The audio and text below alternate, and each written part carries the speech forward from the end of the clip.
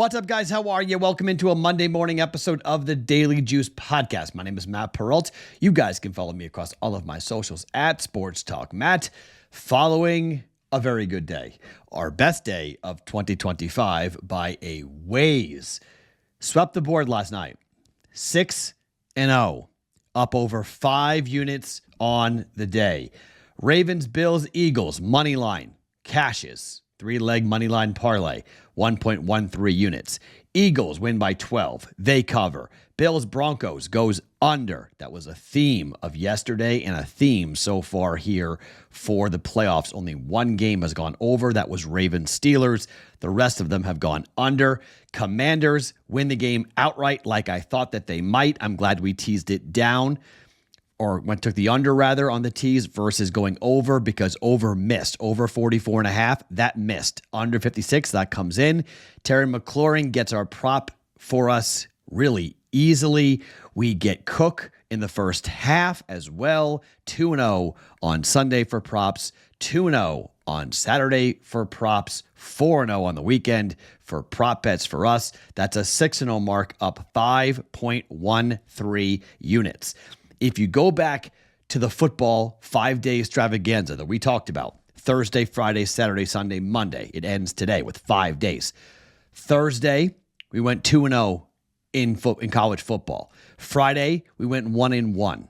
Saturday, we went 3-1. And Sunday, we went 6-0. That's a 12-2 mark over the past 4 football days. Now, we would have won a lot more than what we won last week. We won over 5 units last week. But college basketball in the NHL kicked me in the you-know-whats. And if I didn't bet hockey in college basketball last week, we killed it. And I mean, we killed it last week. But because we did, we wound up down. College basketball has absolutely been killing me this week. Like, killing me this year, I should say. I'm down nearly 7 units in college basketball. But the NFL, we just rallied with the NFL, and now we're up over 5 units on NFL, and we're up over 4.5 units on prop betting. So we're up over 9 or so units. College football, we're up 5 units in college football. We are up about 8 units on the year so far here in 2025. So it's kind of crazy, but like, you look at the way the craziness works, I think we wound up, I didn't do that. That's my fault. I didn't go back and tell you what I was. I think I was down 18 units for the year. Let me just go and double check that to see where we were last year. We were down 20 units for the year. So overall, down 20 units for 2025, 4 rather, right? So we're already up 8 units for 2024. So like, you see what I mean? Like, that's the volatility, right? That's how things are going to go. So we've almost made a halfway dent into what we lost in totality over 365 days, and it's the 13th of January, and we're already up 8 units, already sitting very pretty as we look ahead to what we're going to do going forward. So I like the start to the year. I like the start to the month. We are up. We are sitting pretty. Who knows where we're going to end the month up, but like, not bad. I say all of this to say, be careful with tonight. I am 100% due to go 0-3. I've got 3 bets for us tonight, all on the Vikings and the Rams. Change of venue. This game was supposed to have been played in LA, now being played in Phoenix at State Farm Arena or State Farm Stadium. This is difficult, okay? I'm not going to lie. This is a difficult handicap. There's a lot of trends going into these things that I'm a little bit skeptical of and scared of. But, man, unders were the key. I couldn't figure out why the move happened for the overs.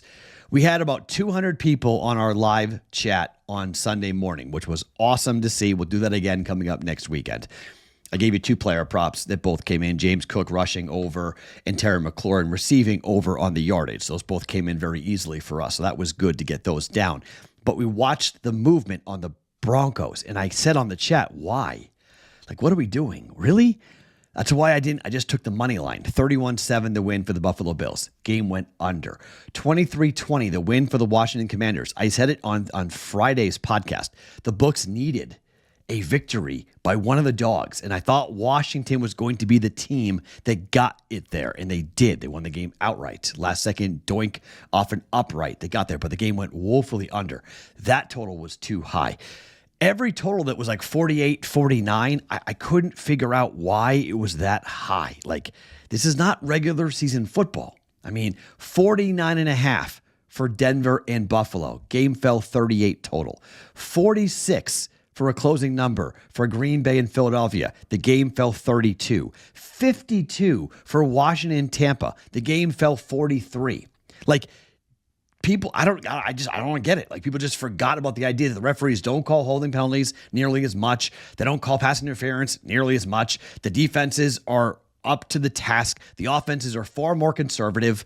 They don't go for it on fourth down nearly. Washington did, but they don't go for it as much, right? Like, these are low-scoring games. This is playoff football. Like, just because the Steelers and the Ravens went over and everyone's like, oh, here comes the weekend. I didn't get any of the movements. I didn't get the dog rush, and I did not get the over money that came in consistently yesterday. Books did very well. Books did very, very well. Even with the favorites coming in, I think the books cleaned up. The teasers cleaned up. I think the books did pretty well with all these unders coming in here for them on this Sunday. So let's go to Monday, okay? And I've got 3 bets here going on Monday. Let's start with the side. The number is 2.5 for Minnesota. See the hat that I'm wearing? The Lions hat? Here's my problem with the Vikings in their loss last week after losing to the Lions. This has been a very profitable betting trend to fade the team after they play the Lions. Teams after they face the Lions are 6-10 straight up and 4-12 ATS, failing to cover by an average of over 8 points, according to the Action Network.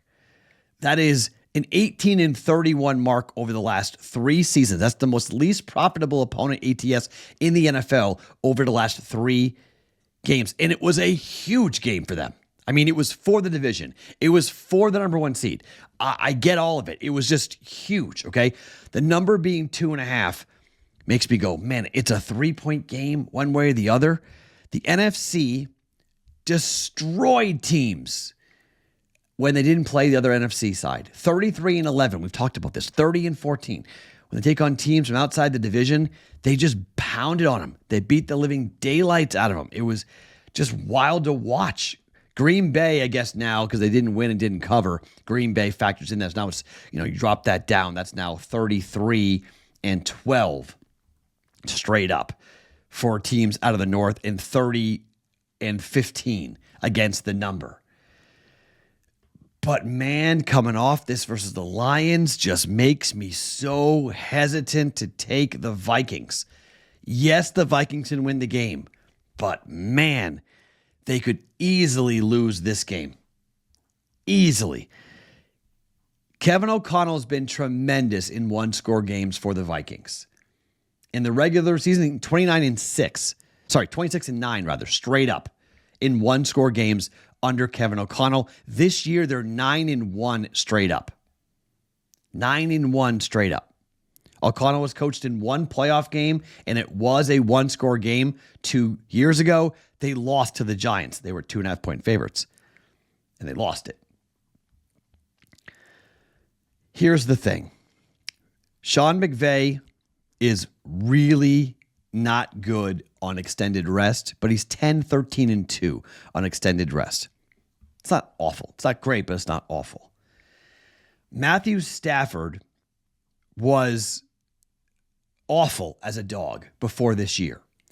But Matthew Stafford has won 4 games outright this year as an underdog. That's the most since 2016. It's the second most of his career.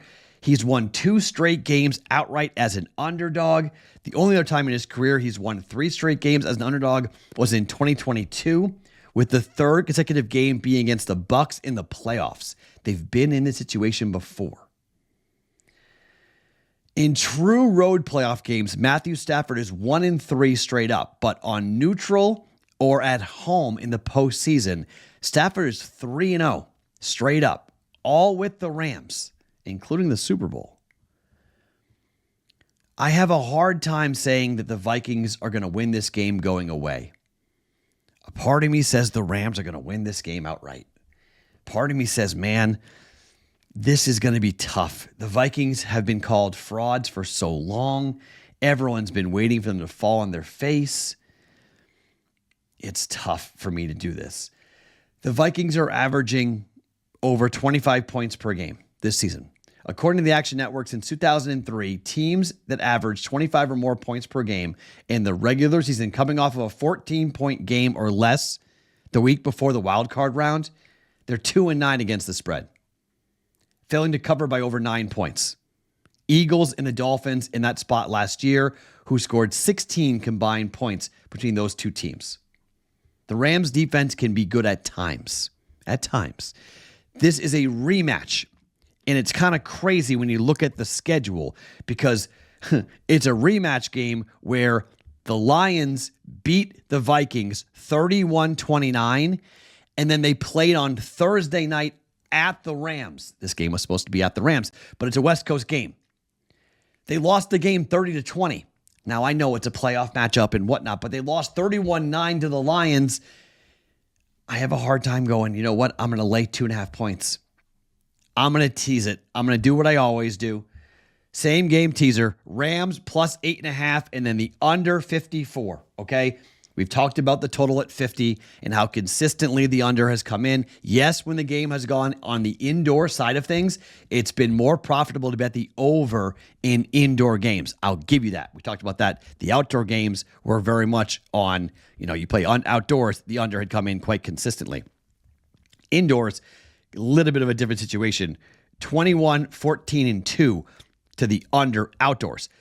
11-7 to the over indoors when we go 50 or higher. Now, I'm teasing this up, however. It's going from 48 to 54. So a little bit of a different spin as to what I'm doing here with the total. I'm taking it from 48 and crossing 50 myself, but going under 50-54. I can't get away from the fact that all three games went under yesterday, and we had totals of 49, 46.5, and 52. And all three games went under. Again, only one game has gone over so far. That was the Steelers and the Ravens. I think this number, you tease up to 54, and we go under 1.2 units. Rams plus 8.5, under 54. Now, I don't love the secondary for the Rams. I'm going to give you that, okay? And I think Jordan Addison is going to get peppered here because I think you're going to see Justin Jefferson have a big game as well. I think Sam Darnold bounces back. Okay, I don't think Sam Darnold plays nearly as poorly as he did last week. I think he has something to say for where he has been. Since week 11, Addison is averaging 5.3 catches per game. So I think he gets to 5 or 6 catches, over 4.5 catches, not yards, catches for Jordan Addison. I think he'll be targeted in the slot. I think they'll use him in bubble screens. They'll get the football out to Jordan Addison a lot. Over 4.5 catches for Jordan Addison. And then equally, I think Justin Jefferson, who had a very big game in the first matchup up against the Rams, 8 catches for 115 yards, had a 27-yarder in that game as well. I don't think Justin Jefferson goes quietly by any means. I think Justin Jefferson goes over 89.5 receiving yards. I like JJ to have a big game catching the football today. You can throw Sam Darnold in for over attempts if you want. Sam Darnold over yardage if you want. I just think personally that the Rams are going to try to limit possessions and run the football, and I think they're going to be able to run the ball with Kyren Williams. I think this is an offense in Darnold who, as long as he doesn't throw picks, should be okay. But Matthew Stafford threw for 4 touchdowns on this defense in the first matchup. It was a 30-20 final. Stafford threw for 279 yards in the game. Williams ran for 97 yards. Puka Nacua had 106 yards. Again, right after they lost to the Lions. Same spot that they're in right now. Am I due to have an 0-3 day? Yes, I'm due to have an 0-3 day. But I'm playing those 3 here tonight on a Monday to start the week. Rams plus 8.5. Teased with the under 54 for 1.2 units. Jordan Addison over 4.5 catches at minus 125.62 units. Bet it to win a half a unit. And Justin Jefferson over 89.5 receiving yards at minus 113 for 0.56 units. Bet that to win a half a unit here on a Monday. Hopefully we stay hot here on this 5-day historic spot. 12-2 on football plays over the last 4 days. Let's see how we end up this 5-day stretch for us here tonight on Monday Night Football. My name is Matt Perrault. Follow me across all of my socials at Sports Talk Matt every morning, wherever you get your podcasts. It is the Daily Juice.